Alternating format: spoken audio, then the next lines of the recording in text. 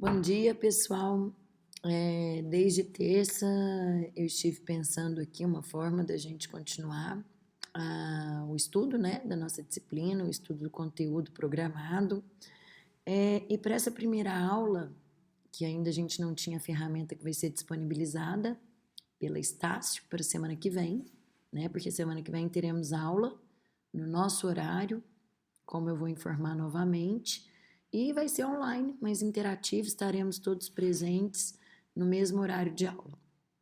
Mas como a aula de terça-feira a gente ainda não tinha essa ferramenta e eu estava aqui preparando para vocês, essa gravação e essa apresentação de slides que eu mando agora com esse áudio serve para a gente ver o conteúdo que estava programado para terça-feira, ok? Inicialmente eu espero que estejam todos bem. A gente realmente está passando, né? Acho que toda a sociedade é global, não é nacional, não é local. Toda a sociedade está passando por um desafio muito grande e é um desafio que depende muito de cada um de nós, da gente se resguardar nesse momento, da gente evitar os contatos e da compreensão também, né, de cada um para a gente poder conter esse vírus e daqui a um tempo voltar ao ritmo normal das coisas. Então é isso, né? Espero realmente que todos estejam bem e vamos aí fazer nossa parte, né? Nos preservar, preservar quem está em um grupo de risco, evitar os contatos. É muito sério. Às vezes a gente vê notícias aí que as pessoas estão na rua, nas praias, nos bares e não é brincadeira, né, gente? É muito, muito, muito sério. O risco é grande, a contaminação é rápida. Então, feita aí essas observações, vamos dar sequência, né? Vamos dar aí sequência ao nosso conteúdo, né? Na medida do possível, a gente vai, né? Lidando com essas novas tecnologias. É um desafio para todos nós, mas eu tenho certeza que a gente vai conseguir perfeitamente lidar com tudo isso, tá ok? Então vamos lá. Na última aula, a gente encerrou fazendo um exercício, né, com questões de concurso, e nessas questões elas permitiram uma revisão aí do conteúdo que a gente tinha estudado anteriormente. Eu vou disponibilizar ainda esse gabarito. Eu acho que vou gravar também um áudio ao invés de fazer interativo. Isso ainda vou resolver com vocês, mas logo mais a gente corrige essas questões. Quanto ao conteúdo, na última aula a gente falou sobre liquidação de sentença, certo? Finalizamos esse assunto. Lembrando que, porque esse assunto foi tema? Foi tema porque a gente verificou que nas hipóteses de pedido genérico, né, que são aquelas únicas 3 exceções do código que a gente retomou em várias oportunidades, naquelas hipóteses é possível que a sentença seja uma sentença que reconhece a exigibilidade de uma obrigação ilíquida. E a gente já vem enfatizando que para existir execução, né, que é o tema da nossa disciplina e o tema inicial, só existe execução se existe título executivo, primeiro passo. Mas há um outro passo. A obrigação constante do título, como a gente tem visto, ela tem que ser líquida, certa e exigível. Então, só para retomar, foi aí que a gente abordou o tema de liquidação de sentença enquanto um procedimento de caráter cognitivo complementar da atividade desempenhada na fase de cognição, né, no processo de cognição, para se alcançar esse requisito que é a liquidez da obrigação constante no título exequendo, ok? A hora que estivermos presentes, a gente retoma mais um pouquinho daquela forma rápida que a gente faz em todas as aulas. O tema da aula de hoje vai ser, né, cumprimento definitivo de sentença da obrigação de pagar quantia certa contra devedor solvente, ok? Esse é o tema, vamos começar aí a falar sobre ele. Então vamos lá, pessoal. Vamos falar sobre esse procedimento executivo. Lembrando, qual que é o coração da nossa disciplina, né? Vamos continuar com essa ideia. O coração da nossa disciplina, como de qualquer direito processual, é o procedimento. Então, acompanhem aí, por favor, os slides. São só 2 slides que eu fiz para vocês, mas com várias informações. Preciso que vocês acompanhem. Quando a gente colocou o título do procedimento, já está destacado ali, né?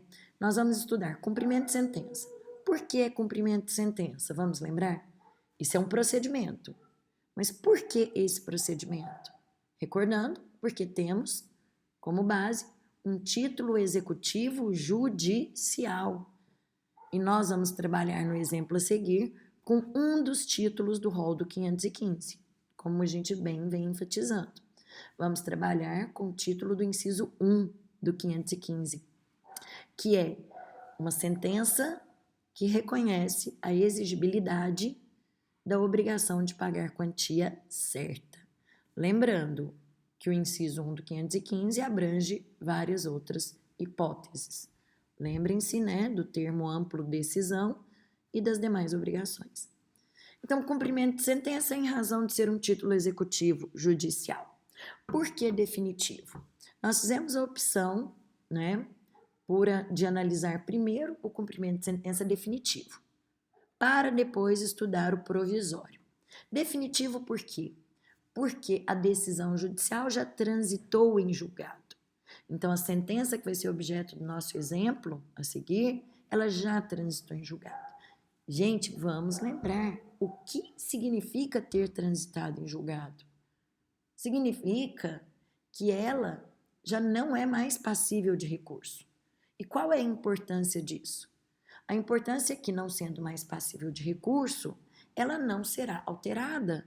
Ela foi alcançada por aquele instituto fortíssimo no direito, que é a coisa julgada material.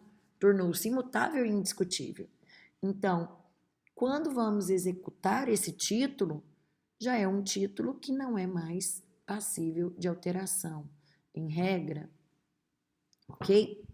E como a gente bem falou, não basta descobrir que é cumprimento de sentença em razão do título executivo judicial. Eu tenho que dar mais um passo, eu tenho que olhar para a obrigação constante do título. Por isso que o nosso procedimento é um cumprimento de sentença da obrigação de pagar quantia. Quando forem as outras obrigações, o procedimento, como a gente vem enfatizando, será outro, ok? E mais uma informação. Esse procedimento que a gente vai estudar, além de ser definitivo, ele também é um procedimento que tem no polo passivo um devedor solvente. O que significa um devedor solvente? Um devedor que, a princípio, tem bens para responderem na execução. Diferente do procedimento que a gente verá lá no final, que se chama execução contra o devedor insolvente.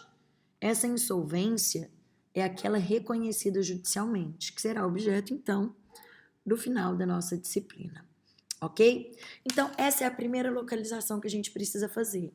O procedimento, que, como eu venho enfatizando com vocês, esse é o coração da nossa disciplina. E mais, se errar o procedimento, erra prazo, erra contagem de prazo, erra nome de defesa, erra tudo, não dá certo. Então, vamos lá. A partir de agora, vamos seguir então para o segundo slide, falando do procedimento de cumprimento de sentença definitivo da obrigação de pagar quantia certa contra o devedor solvente, ok?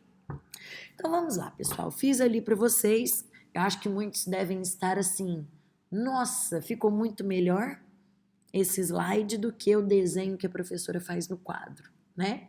Com certeza. Quando a gente coloca no computador, né, comparando com o meu quadro, é muito melhor. Então, olhem lá, pessoal. Saudade de vocês, de olhar na carinha de cada um. Mas vamos lá. Me ajudem aí. Olha a linha do tempo que eu fiz para vocês. Temos ali a fase cognitiva, que termina com uma sentença. Visualizaram? Sentença em azul. Sentença, no nosso exemplo, é uma sentença, então, que condena a pagar quantia certa, porque esse é o procedimento que nós vamos estudar. Finalizada a fase cognitiva, prestem atenção que tem uma setinha puxando, não basta ser uma sentença, porque o nosso procedimento não é definitivo, não é cumprimento de sentença definitivo da obrigação de pagar quantia certa, então, olhem a observação que consta aí. Essa sentença já transitou em julgado, o que justifica o procedimento que nós vamos estudar. Pessoal, com esse título, então, que transitou em julgado, que é um título executivo judicial, que tem uma obrigação líquida, certa e exigível, nós vamos iniciar o nosso cumprimento de sentença. Lembrando, se eu estou, lembra que a gente vem falando? Tudo isso é um processo sincrético, ou seja, tem uma fase cognitiva e uma outra fase procedimental diferente, que é a executiva, eu não tenho outra petição inicial. A petição para iniciar a fase executiva se chama petição de requerimento. Então, é isso que a gente começa a ver agora, petição de requerimento. 2 artigos são importantes para a gente analisar a petição de requerimento do cumprimento de sentença da obrigação de pagar quantia certa, devedor solvente. Vamos abrir o código, não é porque estamos aqui à distância, né, que não vamos utilizar o código. Código na mão, pessoal, vamos abrir o artigo 513 para começar a análise dessa petição. O 513, ele na verdade vai falar da necessidade de haver o requerimento para iniciar o cumprimento de sentença da obrigação de pagar quantia. Vamos lá, então? Abram para mim, por favor, 513. Então, vamos lá? Artigo 513. O cumprimento da sentença será feito segundo as regras deste título, que fala sobre o cumprimento de sentença. E olha lá o que ele diz. Observando-se no que couber e conforme a natureza da obrigação, o disposto no livro 2 da parte especial deste Código. Para nós, agora, parágrafo 1º. O cumprimento da sentença que reconhece o dever de pagar quantia, sublinhem, seja no procedimento provisório, seja no definitivo, far-se-á a requerimento do exequente.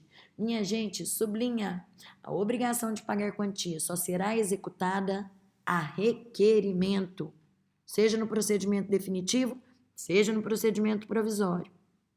Por que isso? Enfatizem, já falamos que a obrigação de fazer e não fazer e de entrega de coisa, o cumprimento de sentença pode ser iniciado a requerimento, mas também, diferentemente de pagar quantia, essas outras 2 obrigações podem ser iniciadas de ofício a execução delas. O cumprimento de sentença delas pode ser iniciado de ofício pelo juiz, ok? Então, essa é a primeira observação da petição de requerimento. Ela é exigida para a obrigação de pagar quantia. Além disso, minha gente, se o procedimento agora é executivo, a petição inicial é diferente daquela que vocês estudaram no Processo Civil 2, que era uma petição para a fase cognitiva. Agora nós vamos estudar uma petição para a execução. Quais são os requisitos? Ela também exige requisitos. E quando a obrigação é pagar quantia, vamos dar uma olhadinha? Ela tem requisitos específicos. Vamos no artigo 524 e incisos. Abriram? Vou dando um tempinho aí para vocês abrirem, até porque vocês não vão, né? Vocês têm que me acompanhar, mesmo aí à distância. Abriram o artigo 524? Então, vamos lá. O 524 diz: o requerimento provisório, né? O requerimento previsto no artigo 523 será instruído com o demonstrativo discriminado e atualizado do crédito, devendo a petição conter. Quando a gente abre o artigo 523, ele está falando exatamente do requerimento e do procedimento do cumprimento, olhem lá, capítulo 3, do cumprimento definitivo da sentença, que reconhece a exigibilidade da obrigação de pagar a quantia certa. Então, esse procedimento, minha gente, pega o 523 e o 524, ele diz, tem que haver uma petição de requerimento instruída. Gente, então, além de ter a petição com algumas informações essenciais, ela tem que ser instruída, acompanhada de um demonstrativo que discrimina o crédito de forma atualizada. Então, vamos lá, o que deve conter nesse demonstrativo? Gente, o nome completo, número de inscrição, CPF ou CNPJ, né? Depender se é pessoa física ou jurídica. Então, tanto do exequente quanto do executado, observando o disposto no 319, parágrafo 1º e 3º. O que significa isso? O 319 é aplicado aqui, então, de forma subsidiária. O 319 é o artigo peça, né, fundamental para fazer uma petição inicial da fase cognitiva. Ele aqui é aplicado subsidiariamente. Então, toda aquela qualificação das partes exigida no 319 será também exigida aqui. E vocês vão ver que outras questões também são aplicadas para outras exigências, como valor da causa, são aplicadas também subsidiariamente o 319, ok? E seus incisos. Além da qualificação das partes, gente, olha o inciso 2 do 524. Deve conter o índice de correção monetária adotado, os juros aplicados e as respectivas taxas, inciso 4 agora, termo inicial e termo final dos juros e da correção monetária utilizados. 5. A periodicidade da capitalização dos juros, se for o caso. 4. Especificação dos eventuais descontos obrigatórios realizados.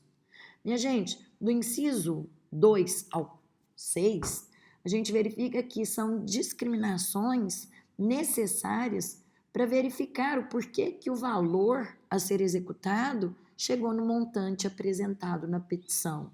Então, hoje, no Código atual, isso é novidade. No Código atual, isso é obrigatório, é essencial. Se não for cumprido, corre o risco de ser indeferida a petição de requerimento do cumprimento de sentença, ok? Feito esse, então,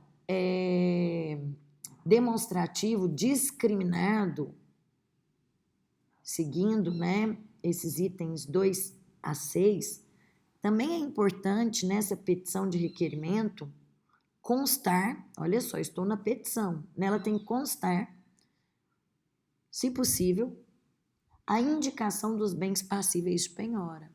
Lembrem comigo, não é obrigação de pagar quantia? Quando a obrigação é de pagar quantia, um meio executivo apropriado para satisfação dessa obrigação, que é pagar quantia, o meio executivo apropriado é a penhora. Ora, se a penhora, já na petição inicial, se eu tenho conhecimento, eu já tenho que indicar quais são os bens passíveis de penhora, ok? Mas observe, inciso 7, diz que a indicação desses bens sempre que possível, ok?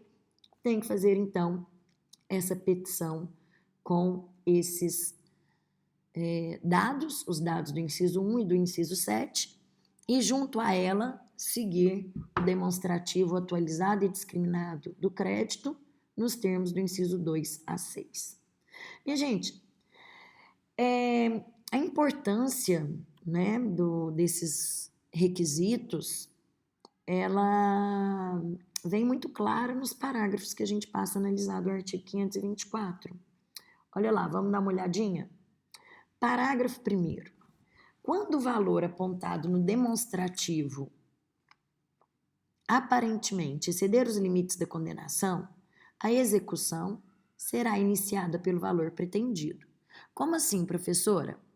Ué, minha gente, eu fiz um demonstrativo, né, atualizado e discriminado do crédito, e eu, nessa petição, com esse demonstrativo, aponto que o valor da execução, da obrigação exequenda, é de R$100 mil, ok? E quando o juiz recebe minha petição de requerimento, ele pode dar uma olhada, verificar minha petição de requerimento e conjuntamente olhar a sentença e verificar, ora, parece que o que está sendo executado é muito superior ao que está na sentença, né? Então, eu poderia, por exemplo, ter exagerado nos juros, na correção. Então, o juiz olha e fala, opa, está estranho, aparentemente está excedendo o valor que foi condenado. Gente, nesse caso, se por acaso isso ocorrer, o que vai acontecer? O juiz, né, então suponha, a condenação foi em 70 mil. Quando vem a petição de requerimento do cumprimento de sentença, eu coloco lá no demonstrativo atualizado e discriminado 100 mil. Ora, aumentou 30 mil? Algo parece estranho, parece excedente. Então, nesse caso, diante dessa situação, o que vai acontecer? A execução será iniciada pelo valor que consta na petição de requerimento, que é o valor pretendido de 100 mil reais. No entanto, o juiz, né, verificou que está aparentemente excedente ao valor de 70 mil que foi condenado, o que ele vai fazer? Continua a execução por 100 mil, porém, no momento da penhora, a penhora terá por base a importância que o juiz entender adequada, ok? Só que o que acontece? Muitas vezes o juiz não vai saber fazer os cálculos de juros, de correção, de capitalização, e por isso, tem a previsão do parágrafo 2º. Olha lá, acompanhem comigo. Para a verificação dos cálculos, o juiz poderá valer-se de contabilista do juízo, que terá o prazo de 30 dias para efetuá-la, exceto se outro lhe for determinado. Então, o juiz vai executando pelo valor pretendido, até chegar no valor, né, que realmente é o correto, seja por si ou com auxílio do contabilista do juízo, certo? Lembrando que a penhora, nesse caso, será feita não pelo valor pretendido, mas pelo valor que o juiz entende correto. Minha gente, o que mais que acontece em relação a esse demonstrativo que é tão importante para a gente analisar? Vamos dar uma olhada aí nos demais parágrafos. Minha gente, vamos lá então. Quero muito cuidado com o parágrafo 3º e o parágrafo 4º, porque eles têm uma diferença muito grande, inclusive no que diz respeito à consequência. Óbvio que são hipóteses diferentes, e por serem hipóteses diferentes, as consequências pelo não cumprimento são também diferentes. Vamos lá. O parágrafo 3º, ele traz uma situação em que o exequente não tem os dados suficientes para fazer esse demonstrativo que o artigo 524, né, exige. E aí o que acontece? Minha gente, pode ser que os dados necessários para a elaboração desse demonstrativo atualizado e discriminado do crédito, eles estejam em poder ou do executado ou de terceiros. E aí essa é a previsão do parágrafo 3º. Nessa hipótese de esses dados, olha lá, mas são dados o quê? Para a elaboração. Eu nem tenho condição de elaborar sem esses dados. Para elaborar esse demonstrativo, ou terceiros ou executado precisam me oferecer esses dados. Nesse caso, o que o juiz faz? Ele requisita ou do terceiro ou do executado. Sob pena, se não for obedecido, a pena é o crime de desobediência, certo? Isso é uma novidade aí, então, em relação, né, ao terceiro e ao próprio executado. Diferente, olha só, são dados que eu preciso para elaborar o demonstrativo. Diferente da previsão do parágrafo 4º.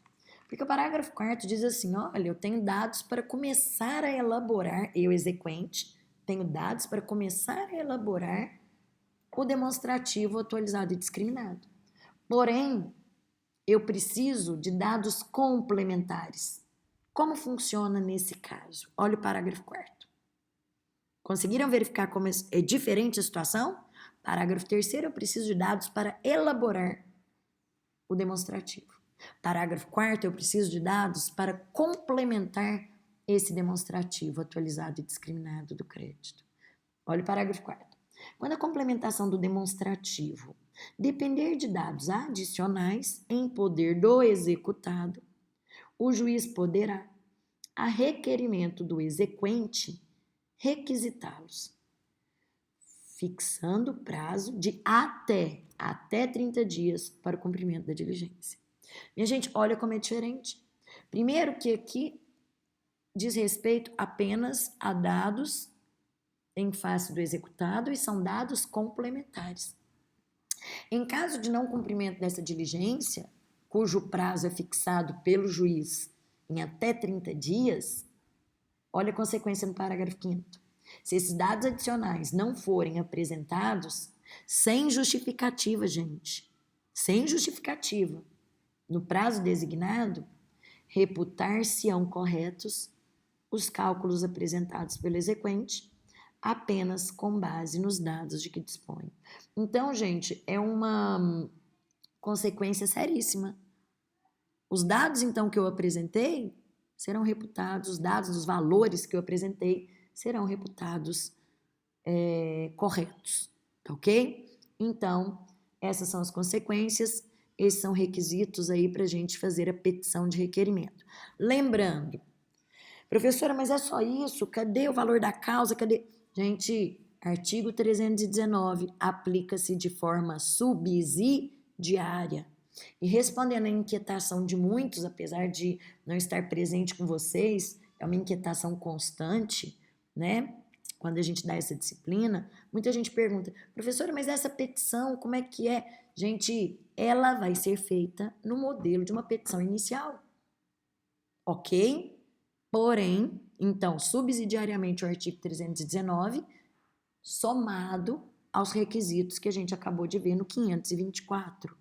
Isso se tratando de cumprimento de sentença definitivo da obrigação de pagar quantia certa, devedor solvente, ok? Isso tem que estar muito claro. Minha gente, feita a petição estando ela em ordem, estando ela, né, preenchendo, né, essa petição todos os requisitos, ela será o quê? Deferida. Sendo deferida, vem o próximo passo. O que a gente precisa nesse momento? Da intimação do devedor. Que, nesse procedimento, o credor passa a se chamar exequente e o devedor passa a se chamar executado com a intimação, certo? Gente, ele vai ser intimado na forma do artigo 513 e seus incisos e parágrafos. Nós já tivemos uma aula, quando estudamos a parte geral do cumprimento de sentença, só para abordar a intimação. Tivemos essa aula ressaltando a importância do tema em razão de ser novidade nesse código. Então, vamos lembrar. Eu só sei como será feita a intimação, ou seja, se é pelo correio, se é pelo diário de justiça, se é por oficial, eu só sei, por oficial não, né? Desculpa, se é por edital, eu só sei como será feita e na pessoa de quem será feita a intimação para a fase executiva, se eu olhar para trás, se eu olhar o que aconteceu na fase cognitiva. Então, vamos pensar aí como regra, e a gente já estudou. Em regra, tendo corrido toda a fase cognitiva, com efetivo contraditório, com representação de advogado, lembra comigo? Como dar-se a intimação? Na pessoa do advogado e como, gente? Lembra aí comigo? É na pessoa do advogado e por meio de quê? Diário da justiça, certo? Essa é a grande regra. Lembrando que tem várias exceções que já vimos. Quem não lembra, retome o artigo 513. Minha gente, feita a intimação, vamos lembrar. Não é intimação para execução, para cumprimento de sentença da obrigação de pagar quantia? Ora, então, o sujeito vai ser intimado, olha lá, vão acompanhando meu slide. Olha o que apareceu agora, ó. Ele vai ser intimado, ó, para pagar. E ele é intimado, gente, o código fala nesse momento, quem quiser acompanhar comigo agora, né? A gente segue pelo artigo 523, para pagamento voluntário. O pagamento é voluntário em 15 dias. Dá uma olhadinha lá no artigo 523 caput. Acrescido de custas, se houver. Por que voluntário? Minha gente, porque se ele não fizer o pagamento nesse prazo, haverá consequências que não são tão boas, como a gente vai ver logo aí na sequência, ok? Então, intimado para pagar em 15 dias, pagamento voluntário. Olha lá, apareceu em verde para vocês e em flashes. Se finalizar esse prazo de 15 dias sem o pagamento, o que é que ocorrerá? Minha gente, nós temos aí 4 consequências. Finalizado os 15 dias, né, sem o pagamento, a gente tem aí, ó, tcharam, se não pagou, acabou 15 dias, já está incorrendo em multa de 10% e honorários de 10%. Olha lá, são 2 coisas diferentes. Por isso que a gente tem que falar multa de 10% e honorários de 10%. Até aqui, então, vamos ler o 523, caput, parágrafo 1º. Diz assim, no caso de condenação em quantia certa ou já fixada em liquidação, e no caso de decisão sobre parcela incontroversa, o cumprimento, sublinha, definitivo da sentença far-se-á a requerimento do exequente, como a gente já viu, a necessidade desse requerimento, sendo o executado, intimado para pagar o débito no prazo de 15 dias, acrescido de custas, se houver. O verdinho, olha lá a consequência que eu pus para vocês, parágrafo 1º. Não ocorrendo pagamento voluntário no prazo do caput de 15 dias, o débito será acrescido de 10% de multa e também de honorários de advogado no valor de 10%. Ok, minha gente? O que mais que acontece após esse prazo de pagamento voluntário? Minha gente, olha lá, parágrafo 3º. Não efetuado tempestivamente o pagamento voluntário, será expedido, desde logo, mandado de penhora e avaliação, seguindo-se os atos de expropriação. Então, o que acontece? Em 15 dias para pagamento voluntário, viram lá? Não pagou. Já está incorrendo 1, multa de 10%. 2, honorários de 10%. 3, penhora. Já vai buscar bens para serem penhorados. Professora, alguma coisa mais acontece? Tcharam, olha lá meu flash. Sim, mais uma. Finalizado, presta atenção no que eu vou falar agora. Finalizado os 15 dias para pagamento voluntário. Isso, a finalização desse prazo, é um marco inicial para a contagem do prazo da defesa típica. Se nós estamos falando de cumprimento de sentença, lembra comigo, se é título executivo judicial, o procedimento se chama cumprimento de sentença. E nesse procedimento, como é que se chama defesa típica? Impugnação ao cumprimento de sentença, como a gente tem falado várias vezes. Minha gente, então é isso. O marco inicial para contagem do prazo de impugnação ou cumprimento de sentença é o término do prazo de pagamento. Como assim, professora? Olha lá, acabei de colocar para vocês um mais. Pagamento voluntário em 15 dias. Acabou, finalizou, mais. Olha lá, taram, mais 15 dias. Terminou, é automático. Então, para apresentar a minha impugnação, cumprimento de sentença, senhor advogado, não espere intimação. Não existe nova intimação. Você tem que fazer a defesa típica, você tem que apresentar a sua impugnação ou cumprimento de sentença, independentemente de nova intimação E também, para fazer essa defesa, não é necessário garantir o juízo, minha gente. Ou seja, não é necessário uma penhora para que eu possa me defender.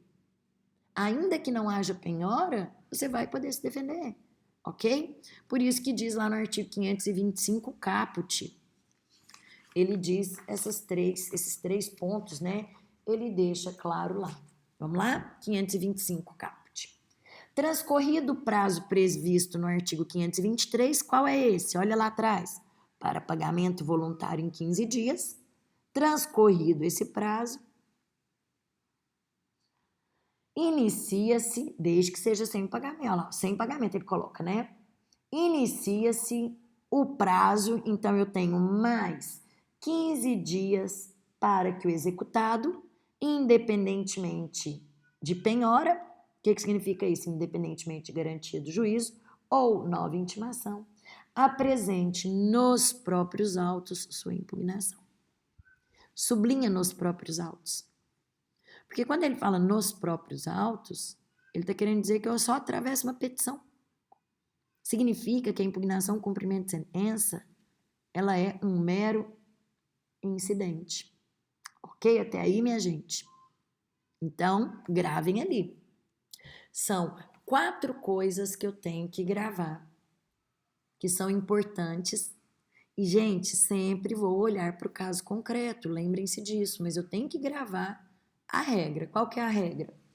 Finalizou 15 dias sem o pagamento voluntário, essas 4 coisas aí, né, já estão ocorrendo. 1, multa de 10%. 2, honorários de 10%. 3, já vai ter penhora. E 4, já começou a contagem dos 15 dias para apresentar a defesa típica, que é a impugnação ao cumprimento de sentença, ok? Que está no 525 caput, como a gente acabou de ler.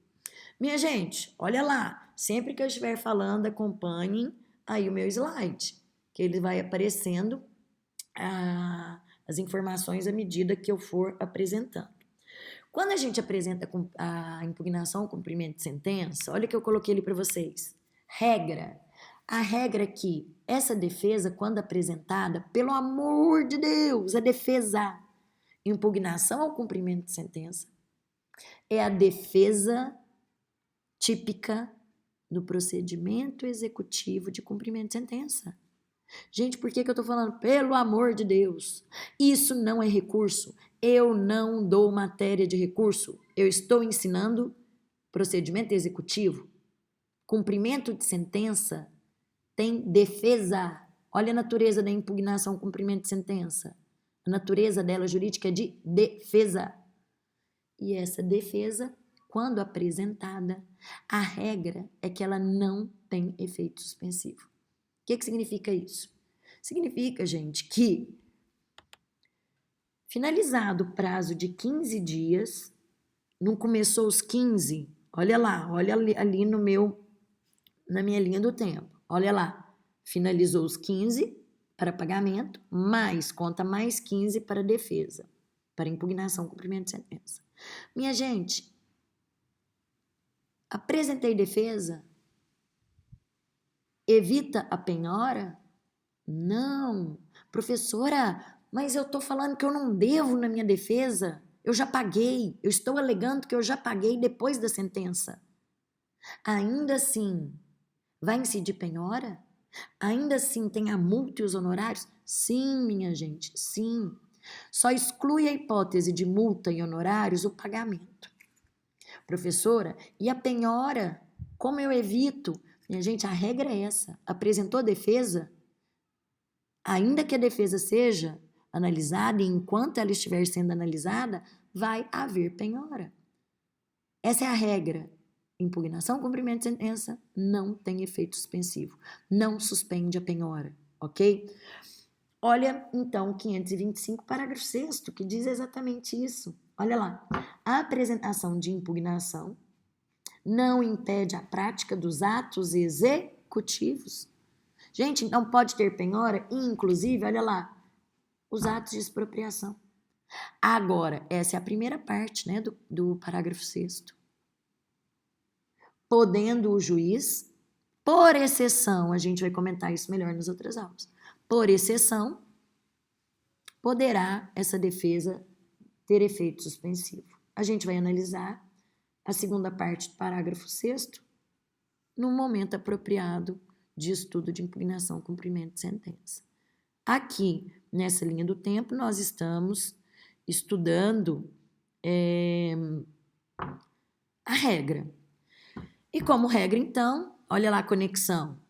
Haverá penhora. Viram que saiu minha setinha laranja ali?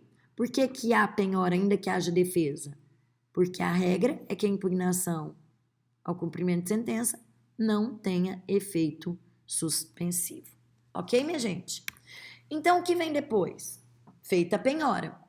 Feita a penhora, minha gente, como bem diz o artigo 523, que a gente analisou caput, né?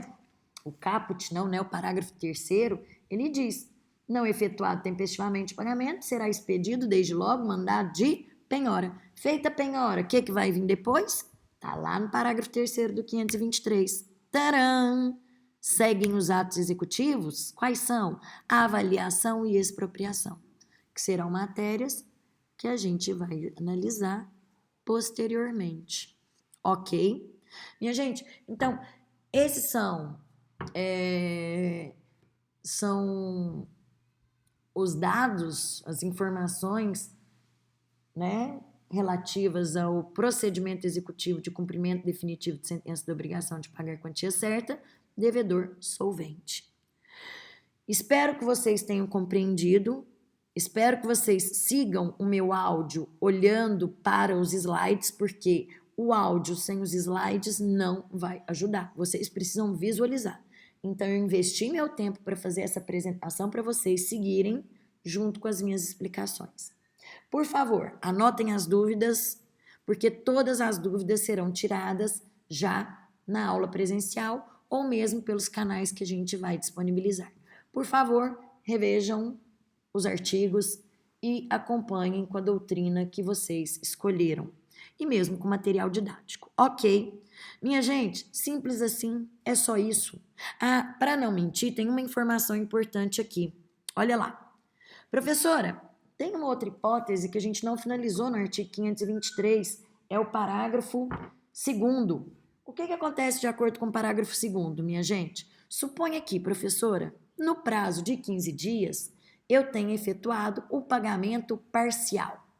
Se a execução era no valor de 100 mil, eu fiz o pagamento de 70 mil.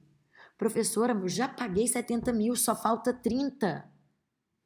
O que acontece? Aquelas mesmas consequências, as 4 consequências que estão ali depois do verdinho vão acontecer? Sim, minha gente. Isso já foi objeto de provas de OAB e de concurso.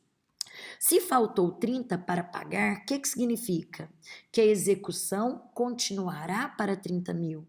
Isso significa, pessoal, que a multa de 10% e os honorários de 10% incidirão, sim, no caso de pagamento parcial. Incidirão, olha o parágrafo 2º, sobre o valor restante. O que sobrou não foi 30 mil para pagar? Haverá multa de 10% e honorários sobre o valor restante de 30 mil. Ok, gente, já foi objeto de várias questões de concurso. E a penhora, professora, ocorrerá? Gente, em regra, se a defesa apresentada não tem efeito suspensivo ou ainda sequer houve defesa, não teve defesa, haverá penhora. Só que a penhora agora vai ser relativa ao restante, 30 mil. Ok? E a defesa, professora? Ora, se você, além de pagar uma parcela, quer se defender, você vai se defender do quê? Gente, o que você pagou, você assumiu que deve. A sua defesa será relativa apenas ao restante, apenas aos 30 mil. Será feita a penhora e seguirão os atos executivos de avaliação e expropriação. Ok, minha gente, espero que tenha ficado claro. Espero um feedback de vocês para saber se foi possível compreender bem. Críticas, sugestões, todas são aí muito bem-vindas, tá ok? Um forte abraço, logo mais eu mando mais um áudio e mais também alguns slides sobre o cumprimento provisório de sentença de obrigação de pagar quantia, tá certo? Beijo enorme, saudade de vocês, se cuidem, cuidem de todos, vamos aí fazer uma força pelo coletivo para evitar aí uma consequência maior para todos, tá bom? Forte abraço, pessoal, um beijão.